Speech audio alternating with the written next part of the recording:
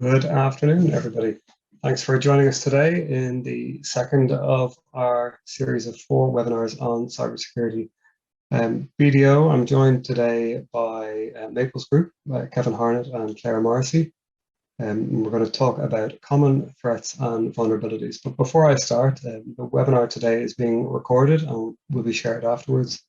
During the webinar, we will reference a couple of resources and documents, and anything we do reference will include a link with the pack that goes out afterwards. And if you have any questions, you can submit them as we go. We'll do our best to answer them. Any we don't answer, we'll cover in the email that goes out afterwards. The questions can be submitted. There's a little widget at the bottom of your screen. So for those of you who don't know, briefly, BDO is an Irish business with international reach. The BDO cyber team in Ireland is part of the BDO Global Cyber Centre of Excellence, and I'm the Director of Cybersecurity here, helping clients to better protect themselves against cybercrime and fraud. And today I'm joined by Kevin Harnett and Claire Morrissey from Maples Group. Eoghan, thank you for that. A little bit about ourselves. We are first and foremost a law firm. We also have a fund and fiduciary services business ancillary to our main legal services business. In Dublin, we are very much a full service law firm across the entire spectrum of commercial life, from corporate through tax, investment funds, finance, commercial property and real estate, litigation, and obviously and principally for today's purposes, technology and data protection. In addition to our Dublin office, we also have offices in about 15 other jurisdictions around the world: London, Hong Kong, Luxembourg, Dubai, Cayman Islands, amongst others. And I'm joined by my data protection and technology partner, Claire Morrissey, and that is us. Cheers, Kevin. So a quick plug before we go on. The next 2 sessions it's every Thursday in October, so we've got 2 more after this. The next one is protecting your organization, so what you can do to protect the organization, and then incident response, so what happens when it all goes wrong.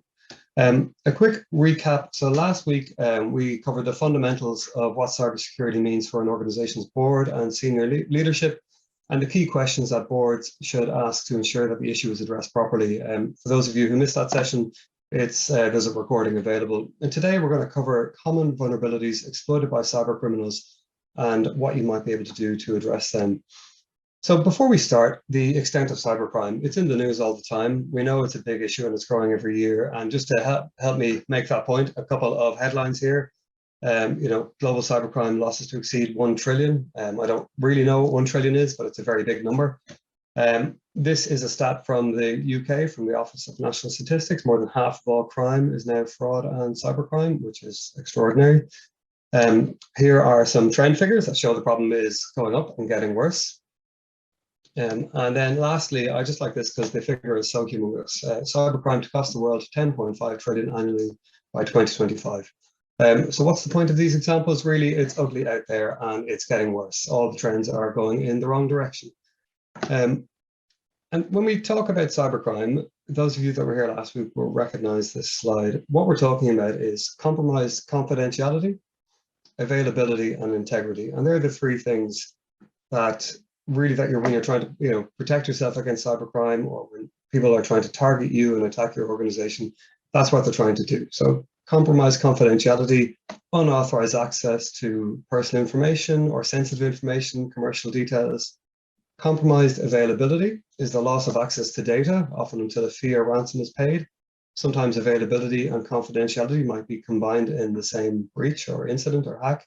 And then compromised integrity is the unauthorized changing of data, impacting its accuracy or consistency. So if you're trying to restore your data, for example, the integrity of the data might be impacted. Now, the previous slide that was showing the trends and what's happening, BDO undertook some research looking in the first half of 2021 at thousands and thousands of confirmed breaches and incidents. And I'm just going to talk to some of those findings in that work because it provides some good insights into what's happening and what we mean by cybercrime and threats.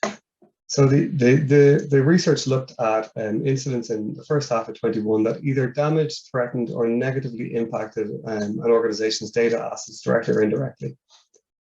it looked at thousands of publicly reported incidents, and of those, 65% were classed as an incident and 35 as a breach. So 65% of the incidents were successful or attempted damage to the confidentiality and integrity and access of organizational data assets by an unauthorized party. And the breaches were defined where the victim, there was unauthorized access to personal information, basically, so private data assets. The key findings of that work, and I'll talk about these in a bit more detail next, really ransomware as a service market is growing hugely in scale and type and really continues to dominate the threat landscape. So that is the #1 threat. And the head of the UK's National Cybersecurity Centre this week said that ransomware is the #1 threat for businesses in that market. And these figures here from BDO are international, which very much chimes with that statement. Software vulnerabilities are really far too common. They're at the root of many of these issues, despite feasible preventative measures being available. Weakly defended sectors such as critical infrastructure, essential service sectors continue to be attacked, given they pose highly profitable and low risk targets. And interestingly, the human element continues to remain the greatest vulnerability, as employees at all levels are not sufficiently informed on existing and emerging threats. And Claire and Kevin are going to pick up on a couple of these points later on in the session. So just looking at the primary attack techniques. So really what this graphic shows is that malware continues to lead the attack techniques used by threat actors, accounting for 43% of all incidents. And of that 43%, around 80% of that is ransomware. And ransomware was responsible for 1/3 of the overall attacks. So it should be noted that there's a high level of complexity with every incident, meaning that there's often significant overlap between different categories. For example, malware is often delivered via Trojans, and another tactic under the malware category. So for the sake of simplicity, the BDO report categorizes techniques and tactics as primary and secondary. So really what we're looking at here, these are the primary techniques. Looking at the sectors, so multiple industries are the target distribution at 21%. So what that says to me is that no sector is immune. The largest portion of in those confirmed attacks were across multiple sectors. But public administration, education, health, and the tech sectors were really well represented. So the public administration 17% and education, health, and tech were 11% each. And really, I think in terms of public administration, healthcare, and education, I think the reasons there are a lack of sufficient cybersecurity resources and IT infrastructure. And for those of you joining today from Ireland, you'll be well aware of the very well publicized attack on the HSE, the Health Service Executive here in our health sector. And really that reflected years of underfunding in terms of cybersecurity resources. And that point on the impact across all sectors, what that reflects to me is the increased digitalization and connectivity of every sector, of every business is increasingly reliant on digital and IT platforms to deliver its services.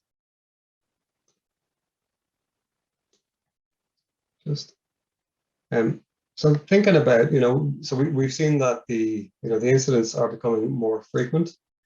The coverage of sectors, some sectors are hit more than others or feature more than others in those examples that we talked about there. And what are the common vulnerabilities that are exploited? Now, whenever there is an incident, what you'll typically hear is that there was a very sophisticated attack. No one ever stands up and says, well, it was a really basic vulnerability that was exploited and we completely messed up. But unfortunately, most of the time, most of the things that are exploited are really very, very basic. So often it's exposed external services. So many organizations have external services exposed. So that can be, ports exposed to the internet, VPNs that aren't sufficiently, they're not behind a firewall. And threat actors scan the internet to determine if there are any open ports or exposed external services which aren't properly configured, so they have a window in. So really commonly exploited services are those used for file sharing or remote access, such as file transfer protocols or secure shell. or remote desktop protocols. And all of those services are being used now more just to increase working at home. So, any organization should really ensure that external services are not accessible or visible on the public internet and should immediately be hidden behind a firewall or the port closed, because having that exposed gives those threat actors the way in. It's a chink of light, something that can be started with. Now, email spoofing is another one really common. In our analysis, the BDO analysis, we found that the most common initial attack vector, that is the method or pathway used to access or penetrate a target system, was email. So that is the number one route into organizations. 94% of all malware, including ransomware, is delivered via email, and 80% of that is done by phishing. And phishing attacks are getting more and more sophisticated. So high-value targets, these cyber criminals will go out and do their research and try to target them with very, very well-crafted phishing emails. Now, email spoofing is at the root of a lot of really good phishing attacks. The majority of organizations are exposed to having their emails spoofed. And what that means is there's internal and external spoofing. Internal spoofing is an organization's own domain, for example, at bdo.ie, used to send spoof emails to employees. So you can spoof someone's email and it looks like it's coming from their colleague, from a legitimate source. External spoofing is an organization's domain used to send spoof emails to customers and suppliers. Email spoofing is at the root of a huge amount of cybercrime. It can be used to create really, really well-crafted phishing emails, and to induce you to click on the link or to share with another employee.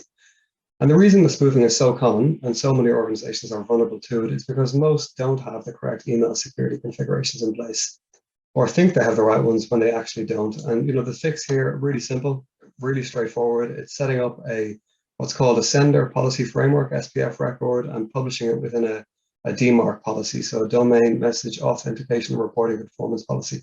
And when you do that, what you do is you prevent spoofing, people using your email address for spoofing and accepting spoofed email addresses.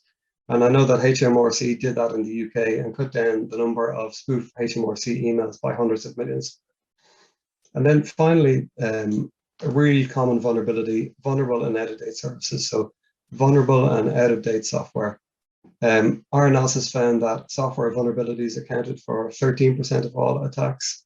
8% of those were 0-day, so unknown vulnerability, but 5% of those were common vulnerabilities, so stuff that's well known. It's published, it's online, it's accessible, and those vulnerabilities really need to be closed down. Lots of organizations run vulnerable and out-of-date services, and cyber criminals exploit that. They look for this out-of-date and unsupported software and use that to try and gain access to an organization. So what can you do? Again, it's not a costly fix. Have a procedure to regularly check software is up to date, and use a register that includes details of all software, where it's used, and who's responsible for keeping that up to date.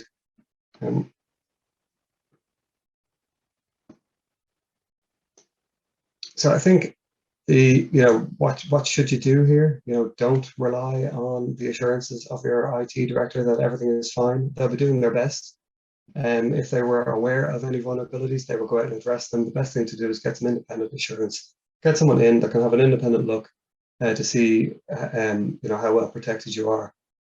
Really get your head around the vulnerabilities and fix them before they're exploited. There's really some fantastic and easy to deploy tools out there, which we'll be covering on the next session. And I think that the main message is the cyber threats are dynamic and modern tools are too. So if you're using static tools to address static risks and static threats, you're not going to be well protected. It's a really common mistake to rely on these outdated and static tools. So Kevin, I think you're gonna talk here about some of the vulnerabilities.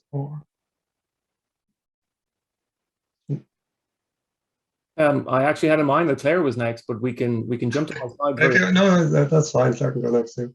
Yeah. So I have just yep, I can control.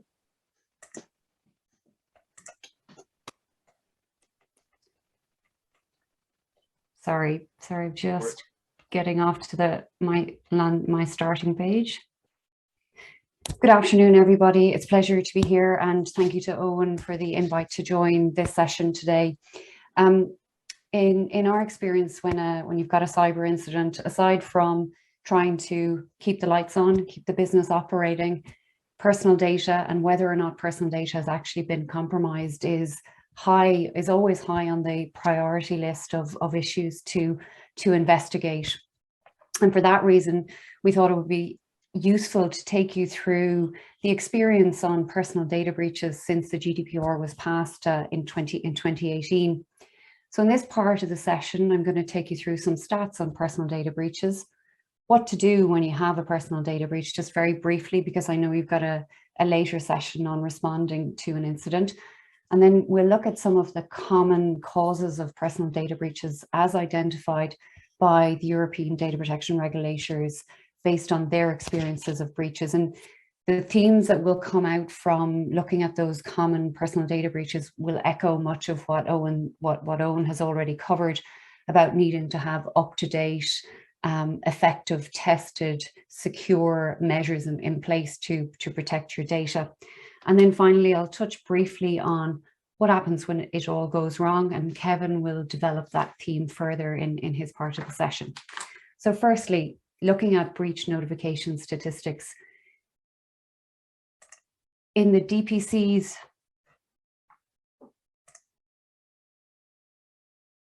thank you. In the DPC's report from 2020, it noted that breaches were up by 10% in 2019. So there were a total of 6,783 data breach notifications, quite a number of them. Interesting piece is that approximately 100 of those data breach notifications were considered not to be valid notifications. So people notified, but the DPC took the view that actually no personal data had been put at risk, or the risk threshold wasn't met. And then the most common type of breach that's notified is unauthorized disclosure. It accounts for 86% of data breach notifications last year. So what is a personal data breach? A personal data breach, firstly, you have to have a breach of security, and it needs to lead to unlawful destruction, loss, alteration, disclosure, or access. And again, this is where there's a crossover with what Eoghan has covered in terms of, from a personal data perspective, the regulators tend to categorize personal data breaches as into three categories. Either there's been a confidentiality, an integrity, or an availability breach, and all three may be triggered by any one incident. So what happens when you have a personal data breach? Well, the breach reporting life cycle kicks in, and the initial phases of that life cycle can be quite short. So once you become aware of the breach, you have to immediately start to assess the breach based on the information that you have available to you. You can't wait until you get a third-party forensic report to decide whether or not the breach notification thresholds are met. And a key thing that has become apparent in the last year or so is that documenting everything that you do in connection with a personal data breach is key for GDPR purposes, and we'll highlight why that is the case in the context of the Twitter DPC decision. If you decide that the risk thresholds, the notification thresholds are met, you have to report without undue delay, and where practical within 72 hours of becoming aware.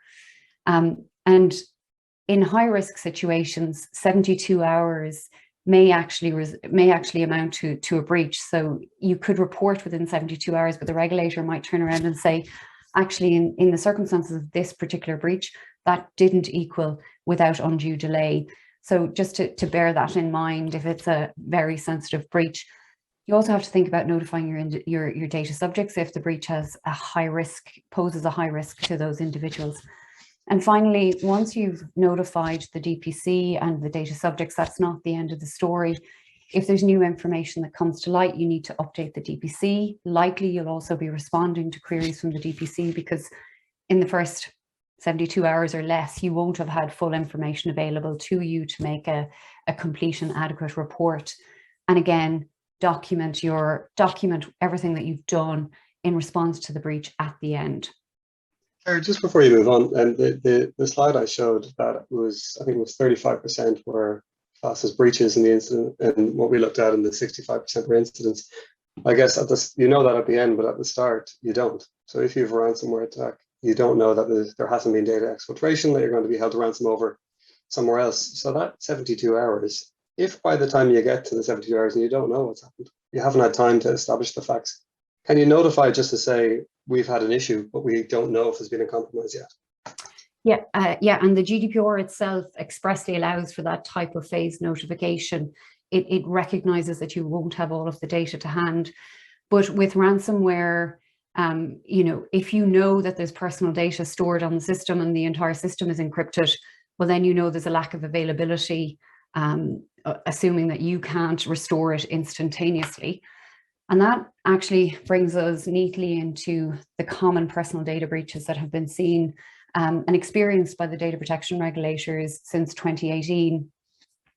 The first, and so earlier this year, the European Data Protection Board, which is comprised of representatives of all of the EU member state data protection authorities, published a paper with examples of the common data protection breaches that they've seen, and they divided them into 6 categories. The top being ransomware, which I think is consistent with Eoghan's study. I think where Eoghan's stat is that 33% of incidents relate to ransomware. Then you've got data exfiltration, the internal human risk, lost or stolen devices, misposting, and social engineering. So in these next slides, I have extracted some of the case studies from the European Data Protection Board's guidance so that we can look at the types of issues that arise and the different outcomes in terms of whether you have to notify the regulator, notify individuals. But the one common theme that you'll see through all of the case studies is document, document, document. And then we'll also just flash up on the screen some of the recommendations of the regulators in relation to the types of steps that could have mitigated the impact of the relevant personal data breach. So in this first example, it'll sound very familiar. Patient data was unavailable following a ransomware attack on a hospital. In that case, thousands of employees and patient data was unavailable. And the 2 risks that were high on the radar were the risk of confidentiality. So this would have been a high severity risk to patients because the confidentiality of their medical data was at risk. And then unavailability, because with the ransomware attack, the data was unavailable and this impacted on treatment. So both of those are pointing towards high risk and notification. Actually, the hospital in this example, which all of these examples are fictitious, in this example, they had an external cybersecurity company in place monitoring their network before the attack. They had logs tracing data flows, and they were able to say that there was no exfiltration. So no loss of confidentiality, yes, loss of availability, but not confidentiality. And there were backups available. Restoration took 2 days. In this scenario, because of the potential for high risk, both the regulator and the data subjects were required to be notified, and the hospital needed to document the breach. So this next slide lists the recommendations that the EDPB made for any organization to try and combat or prevent ransomware attacks. But before I flash those up on the screen, the one thing that I wanted to flag was that with all of these recommendations and measures, that it's really important that they're up to date, secure, effective, tested, and integrated. Because if you have your malware in place for the last 5 years and you've never actually tested it, that's not going to hold muster with the data protection regulators.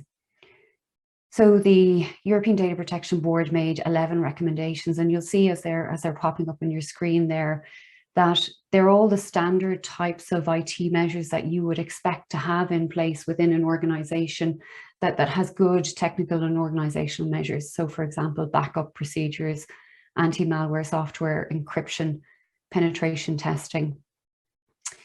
Maybe the 11th recommendation in relation to a computer security incident response team, maybe not every organization is going to have that.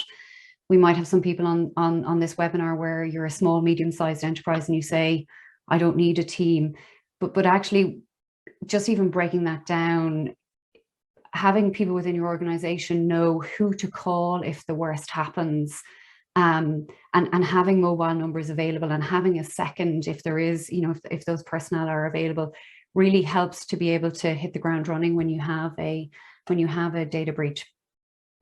So moving on to the second type, data exfiltration attacks. So here it involved an employment agency, online application forms were leaked, and basically malicious code was placed on the agency's website. The code made the personal data submitted through about 200 forms accessible to unauthorized persons.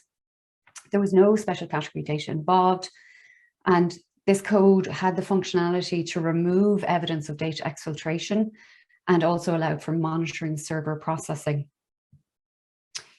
The leak wasn't discovered for a month, and needless to say, in this case, again, there was an obligation to notify the regulators and the data subjects, because it, in terms of the type of data that would have been held in those job application forms, insofar as it concerned the data subjects, it posed a high risk, for example, of identity theft and similar. So what were the regulators' recommendations here? Again, similar theme about up-to-date, secure, effective, tested and integrated. They looked at encryption and key management, ensuring your system software firmware is up to date, authentication methods, firewalls, backup procedures. So again, all of the types of things that you'd expect your IT team to be on top of and keeping up to date.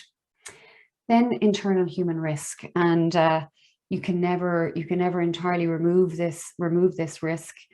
In this case study, an ex-employee had taken, during the notice period, had taken business contact data with them to help start their new business. After leaving his job, he used it to contact former clients. There was no special category data involved. So this is in terms of looking at your risk mitigant, if there's no special category data involved, that is really helpful when it comes to reporting and how you deal with the breach. In this scenario, the employee needed access to the data to carry out his job, and for that reason, the organisation didn't have prior measures in place to prevent the copying. And the regulators recognise that this type of scenario is actually quite difficult to mitigate, legislate for. But the regulators would expect in this situation for the issue to be notified, because the former employer has no reassurance on the ex-employee's intentions, i.e. they couldn't say that the ex-employee intends to only use this for a particular purpose, because obviously the employee has done wrong already by taking it in an unauthorized manner. So the regulators had to be informed in this particular case. The regulators, the EDPB, also suggested that in this situation you might look at taking legal action to prevent abuse and dissemination of the data, and Kevin will pick up on that in his section. So here, notify the regulator, but not data subjects, and document the breach. Obviously, you can notify data subjects. It might be better coming from the organisation rather than the individual who has taken the data, but no GDPR obligation to notify the data subjects. So recommendations here on the human risk factor is training, evaluate your privacy practices, have effective access controls, have techniques to force user authentication, disable the company account as soon as the employee leaves, check unusual data flows, disable open cloud access, lock computers. So all pretty standard stuff for most organizations. Then moving on to the next risk factor, which, I imagine there isn't an organization or a person on this webinar that hasn't had experience of this in some way, shape or form, that is lost or stolen devices. In this case study, a tablet with an app containing children's data was stolen after a break-in at a children's daycare centre. 2 tablets were stolen. There was an app with the name, date of birth and education details of the children. And maybe you're all thinking immediately, this is one that has to be notified that to the data subjects. That was not the outcome. So here the tablets were encrypted and turned off. The app had a strong password, backup data was available, and there was an ability to remote wipe the tablets. So you can see that in terms of the risks there around availability, confidentiality, they were all mitigated by virtue of the measures that the childcare centre had in place. So no notification, but document the breach. Recommendations in this to deal with lost or stolen devices, all pretty standard stuff in terms of having your encryption in place, use complex passwords, use multi-factor authentication, allow devices to be located in the event of loss, and save the data to central backups. Number 9 there, do not store personal data on mobile devices. The recommendation is, if possible, don't store it on mobile devices. So, with all of these recommendations, they have to be tweaked so that they are fit for purpose, and they're not absolute recommendations essentially. Turning then to the fifth of our 6 common personal data breaches, misposting. This was a pretty big misposting. The Employment Department of a Public Admin Office sent an email with a file attaching the personal data of 60,000 job seekers. The data included name, email address, postal address, and social security number. After the breach, the office contacted all recipients, asked them to delete the email and not use the information. Here, the number of individuals affected was considerable, 60,000. The identification risk was high given the nature of the data that was released. So notification to the regulator and data subjects was required. Again, document the breach. In terms of misposting recommendations from the EDPB would expect organizations to have exact standards for sending letters and emails, training on sending letters and emails, use of BCC, extra confirmations when you're emailing multiple recipients but you can't use BCC or you don't want to use BCC, the 4 I's principle and awareness sessions on how to handle a breach, automatic addressing from up-to-date databases, message delay, awareness sessions on common mistakes, and finally training and manuals on dealing with personal data breach. So I'm not sure how many people on this webinar would actually be engaged in sending out physical letters, but often, you know, putting letters in envelopes may not get the highest level of attention, but for some businesses it can result in pretty adverse disclosures of personal data. If you take, for example, an insurance company sending out insurance policies to the wrong people. So then moving on to the last example, and that's social engineering, which you know, there probably isn't one of us on this webinar that hasn't received one of these telephone calls or something similar from a third party claiming to be someone they're not. In this case study, a third party called a telecommunications contact center, asked to have a client email billing address changed. The caller's identity was validated in line with company procedures. The caller correctly indicated the right number, the right postal address, so the contact center made the necessary email change. There was no provision for notification to the former email contact. And needless to say, the real client contacted the company a month later, wondering where his telephone bills were. This needed notification to the regulator and the data subject. And the reason it posed a high risk to data subjects is because the telecommunications bill could actually reveal quite a lot of sensitive personal data about an individual. So notification was required, albeit that the individual I guess knew when the bills stopped coming to his address. So social engineering, what did the EDPB have to say about that? Implement robust customer authentication. So the information that an organization looks for to authenticate a customer shouldn't be static. In the last example, the information was static and it was available to the fraudster. So it should be information that only the customer can know, and it should change from time to time. The regulators talked about assessing your automation reviews, change controls, incident detection and response measures. And finally made the point that if handling sensitive data or financial data, there is a larger responsibility to provide adequate security.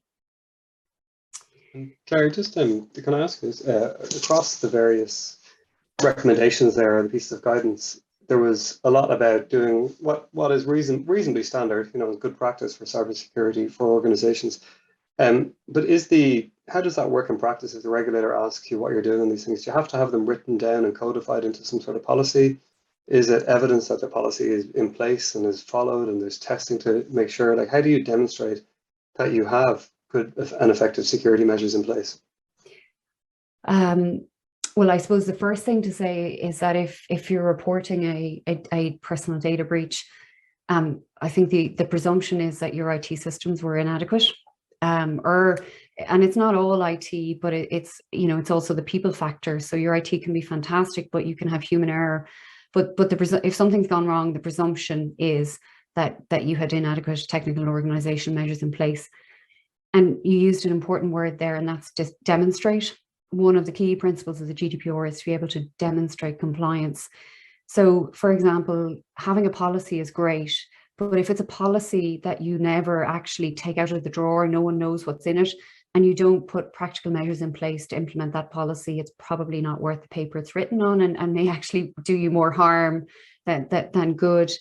And then in terms of how do you demonstrate compliance, I think having evidence of your reviews of your technical and organizational measures, having them stress tested, having the results of your penetration testing, having all of that information available if needed, because there is that expression, which is there are two types of organizations: those who know they've been hacked and those who don't know they've been hacked. I.e., you can have wonderful technical and organizational measures in place, best in class, but that doesn't mean that you're not going to suffer an attack, because the fraudsters, this is what they do, this is their business, and they're always trying to get ahead of the tools that are out there. So briefly, just touching on the potential consequences, the GDPR itself provides for fines of up to 10 million or 2% of worldwide annual turnover, and that's the greater of either of those.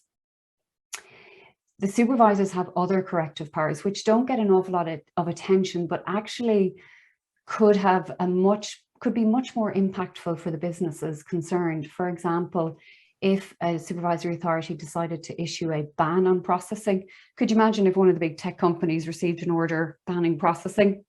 That would have a much bigger impact than a fine, I imagine, within an organization like that. And also there is provision for civil actions for damages. And that is something that's going to increase with time. Now, speaking of time, I'm conscious I'm running over slightly. I'll just very briefly mention the Twitter decision from December 2020. Twitter Inc., which processes data on behalf of Twitter Ireland, identified a breach on the 26th of December. They didn't report the breach until, Twitter Ireland didn't report the breach until the 8th of January.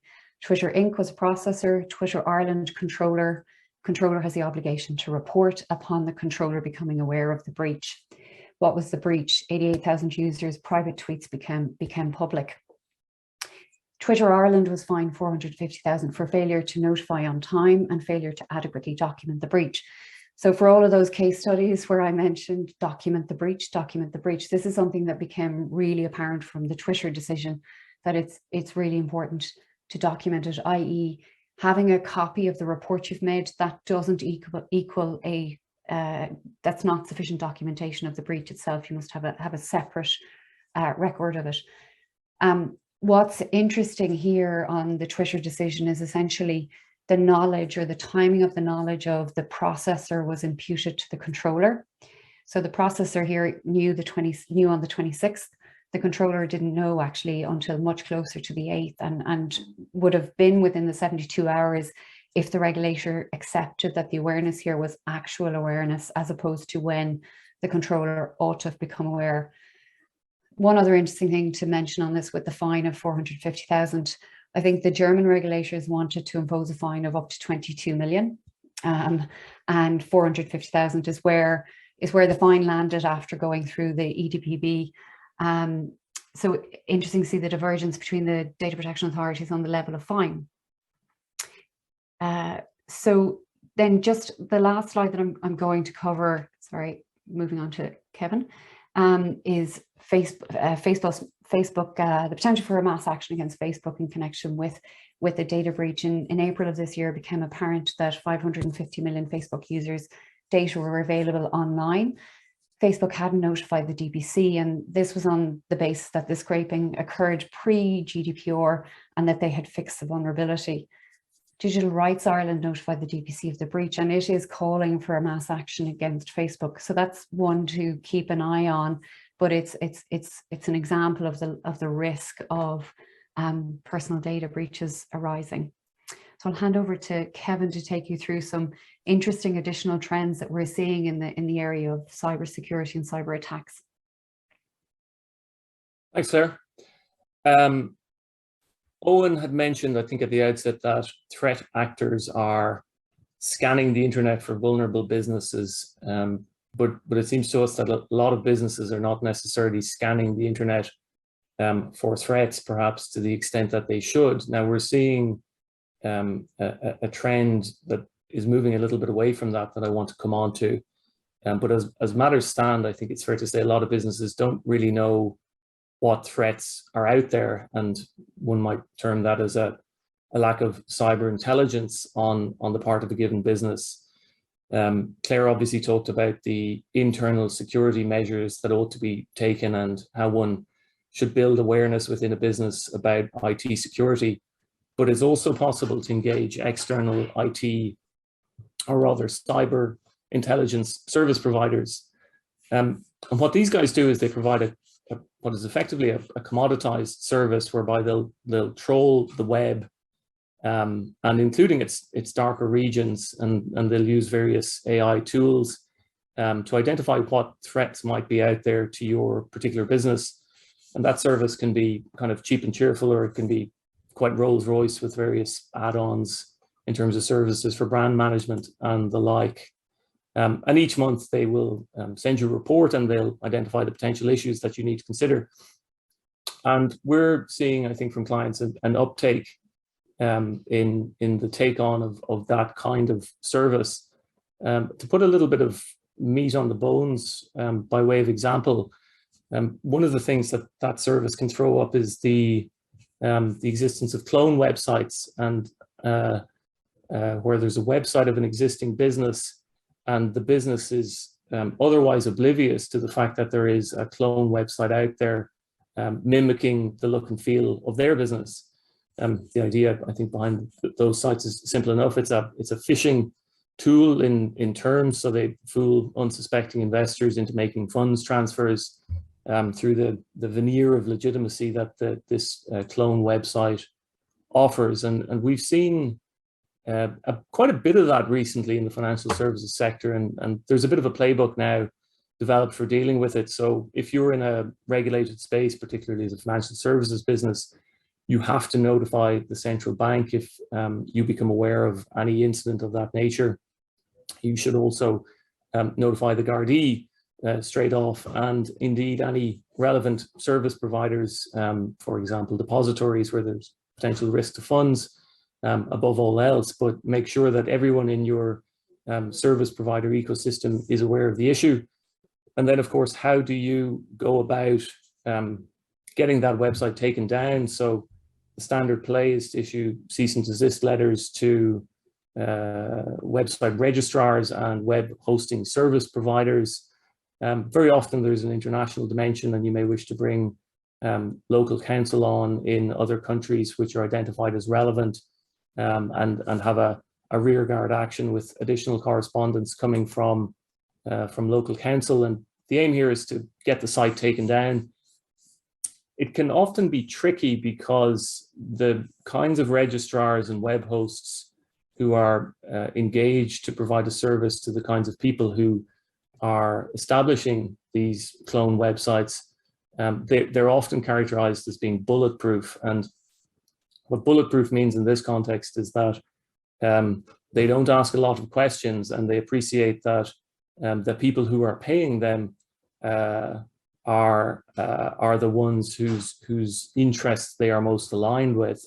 And that is not to say that they themselves are participants in wrongdoing, but rather one has to be persistent and perhaps come at the matter from various angles of attack in terms of how one sends in cease and desists and other means of engagement to get traction with web hosts and registrars. And we've had some success in dealing with those kinds of clone websites, but it can be a tricky endeavor and needs, as I say, quite a bit of persistence and engagement with the service providers who provide the underpinnings for those kinds of websites.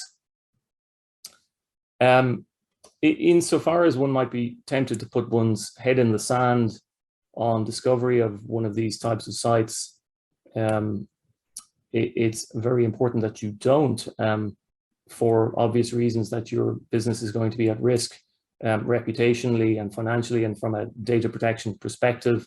But also, if you're aware of a financial crime having taken place, or indeed if you have information now at your disposal which may assist in the prevention of a financial crime, it's in fact an offence not to report that to the Gardaí. So there is a positive onus where these kinds of things are identified. Generally, in our experience, the Guards are very, very helpful and also very tuned in and competent when it comes to cybercrime. They do have some challenges. You know, this can fall between a couple of different agencies within the Gardaí. So on the one hand, you have the Garda National Crime Bureau, or rather National Cybercrime Bureau. And then on the other side, you have the Garda National Economic Crime Bureau. And one just needs to be cautious or careful in engaging with the Gardaí to make sure that the left hand knows what the right hand is doing. So that's one example, I suppose, of a trend we're seeing, and we see merit and value in looking at threat scanning out on the internet. And as I said, there are commodity service providers who can assist with that. The other piece in particular that I wanted to dwell on was around insurance, and insurance is really key in my view. It's not the solution, obviously, to cyber attack, but it is very much part of the toolkit that one should bring to bear. And as I said in the slide, its absence is going to be a big problem. Hiscox recently did a survey on uptake of standalone cyber insurance. And notwithstanding that there has been a fairly rampant increase in cyber attack, the adoption of standalone cyber policies still remains depressingly low. It's only moved from 26 to 27% last year, and 44% of small companies that have 10 or fewer employees indicated in the survey that they had no intention of buying insurance cover. And that was a large survey. There were about 6,000 companies surveyed across 8 developed economies. So what we'd expect, notwithstanding that fairly low uptake, is to see an increasing reliance on cyber policies, given the kinds of statistics that Eoghan's identified. And I do think there'll come a time when the absence of comprehensive cyber cover is probably going to be really much more the exception rather than the rule, because it can cover you for a lot of different exposures, extortion and ransomware, which Claire mentioned extensively, theft coverage in the event that financial assets are stolen, third-party privacy liability, legal and crisis management costs, forensic investigation costs, business interruption costs, and also regulatory fines. Now, insurance isn't a silver bullet, and there are, I think, quite a few legal questions that will need to be teased out around just how effective that cover is. And I might highlight a couple of points around that. One of them is this tricky issue of coverage for fines and penalties. So there's a general principle of law that you cannot get indemnity or insurance for public policy reasons in respect of fines or penalties. And the idea is that a business which has engaged in some form of wrongdoing that has led to a penalty or fine can't offload its financial exposure to a third party, namely an insurer. Now, that's not entirely straightforward in this context. So what the policies say about the issue is that they'll give you cover in respect of regulatory fines or penalties, and they'll do so to the extent that they're deemed legally insurable. Tends to be the kind of standard language inserted in the policies, which leaves a kind of a question open as to, well, if you have a Data Protection Commission fine under GDPR, is that legally insurable? Now, the question hasn't been answered definitively in Ireland as yet, and I think it's only a matter of time before it is, given the increase in fines in terms of both prevalence and quantum. And I think the public policy arguments are tricky, because you may say, if you're the subject of ransomware, well, is this really wrongdoing on our part in circumstances where a malevolent third-party actor has perpetrated this? Now, the contrary argument is, of course, well, is there wrongdoing on your part also in terms of having insufficient security measures? So the question isn't settled, but I think it's, you know, it's something to bear in mind. Insurance is going to be a very useful tool, but the full extent of coverage isn't entirely settled as yet. And there's a similar issue around circumstances in which it might be difficult for an insurer to pay out on a ransomware demand in circumstances where they may have an awareness that the demanding bad actor is in fact on an EU sanction list, or is otherwise potentially engaged in terrorism or the financing of terrorism. And there are tricky issues around that because, of course, ordinarily in a ransomware scenario, one doesn't know precisely who one is dealing with. And there has been case law in the UK around that issue where the insurer declined to pay out in circumstances where there was uncertainty, and the court ultimately found that they hadn't met the threshold in terms of the ability to decline cover, and the court required the insurance to answer to the ransomware payments. So those are tricky issues, and they remain up in the air. But I think one thing is clear: if you're a director, if you haven't looked at cyber cover, then I think there has to be an argument that the duties that one owes to a company as a director in terms of due skill, care and diligence may well not have been met, because the issue is staring us all in the face at this stage of the game. I think Kevin, I'm just conscious of time here because we've got a few questions coming in. Sorry to cut across you. Yes. Do you mind if we go to some of those questions next? So I'm just going to try and stop the screen share here.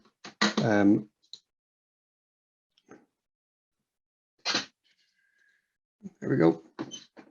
So I just want to pull up some of these questions here on the platform in front of me and put them to you. So there's a question here that a lot of companies appear to be paying ransoms, which is presumably encouraging the cyber criminals. Should steps be taken by regulators and governments to discourage ransoms being paid?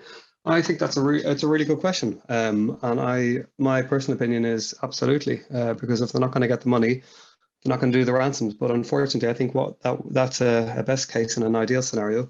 And what would happen is there'd be other ways found to pay the ransoms. Have you seen any kind of moves with the clients that you work with, Claire or Kevin, around kind of an uncomfortableness about paying ransoms, or is it just kind of standard? This is what you do to get out of a hole.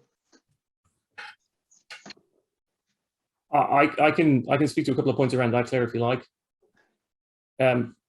I think there's a huge level of discomfort around it, Owen, and the point is a valid one.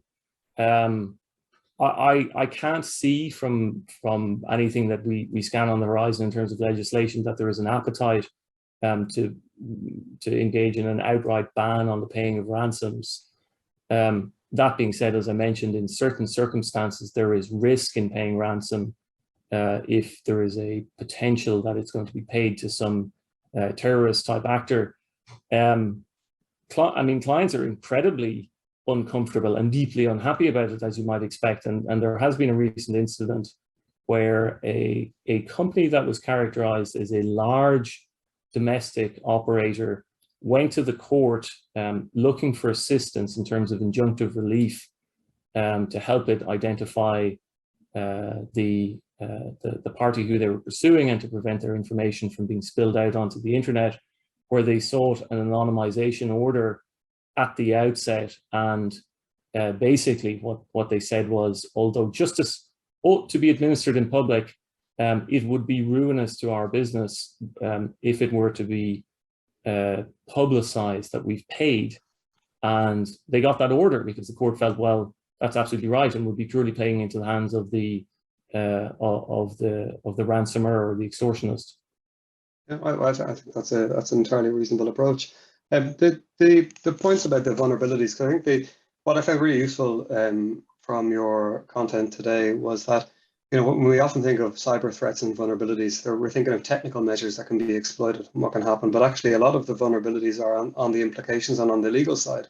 So be that, the interaction with the regulator and potential fines or litigation. A particular interest of mine is around third-party suppliers, because organizations, we're all so increasingly reliant on third-party suppliers. And Claire, I think this is a question for you. You've got your evidence that you're doing what you should be doing around cybersecurity internally. You've got your policies, you've got them written down, you've got evidence that they're effective. What can you do to evidence that you've kind of taken due care with the reliance you place on your third-party suppliers? I think the first thing is that you've done due diligence on your third-party supplier before you take them on board. You've looked at their IT measures and satisfied yourself that they're on a par or better than your own, that you're not reducing your standards by virtue of taking on this third-party supplier. And or if you are reducing, if they're offering less effective measures, that you actually put measures in place to bridge the gap.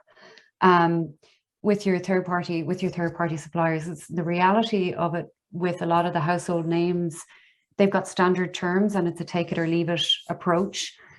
And if you look at their contract terms, they will have very carefully drafted exclusions of liability. So you suffer a security breach, your third party provider actually is at fault, and you go to your contract and you look at the limitation of liability clause. You may be very surprised to see that all liability in relation to loss or corruption of data is excluded. If it's not excluded, there's probably a cap on their liability limited to a year's fees.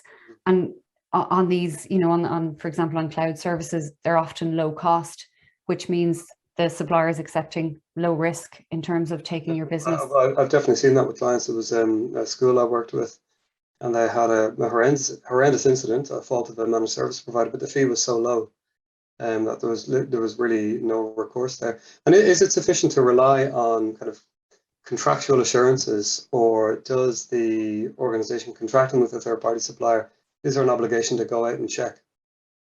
Well, I mean, if from a DP perspective, there's an express obligation to check, to make sure that you're using suppliers that have appropriate measures in place. And these Article 28 clauses that were all put into contracts in 2018 oblige a processor to be able to demonstrate compliance and to contribute to audits and provide information on compliance.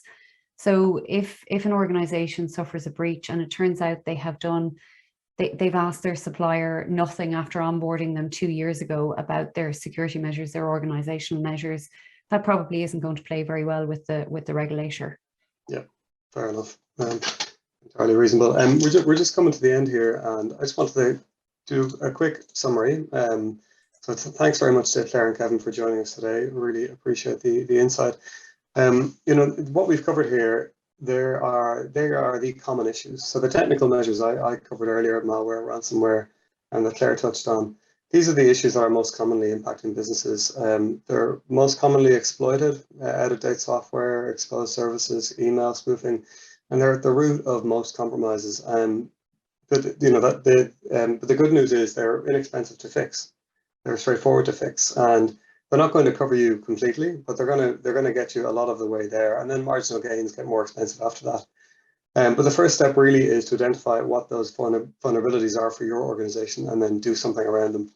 And it's next week we're going to be talking to what you can do. What is the do something around them? What tools are available? What can you buy as a service? What can you have in house? So that session next week is on the 21st at 1 o'clock, and the session after that we're going to be talking about incident response. But Claire and Kevin, thank you very much for joining us today. Really appreciate your input, and hope everyone can join us next week. And thanks for having us on. Cheers.